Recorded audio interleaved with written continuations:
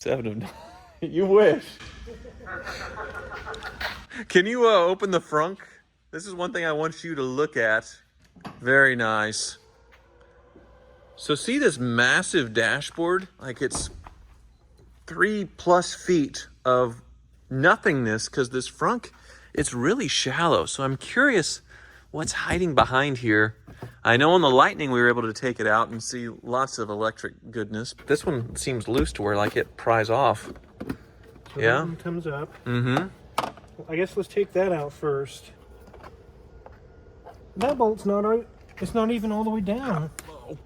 I just, This thing is God bless it. It's dangerous. Ow. I was looking in. Wait, so they didn't get that bolt all the way? No, it's tight, but they probably stripped it. I don't know. Let me get my. Watch out for your head. Obviously, they put some kind of little impact thing here because somebody did that once, and this saved me from getting stitches, but it hurt.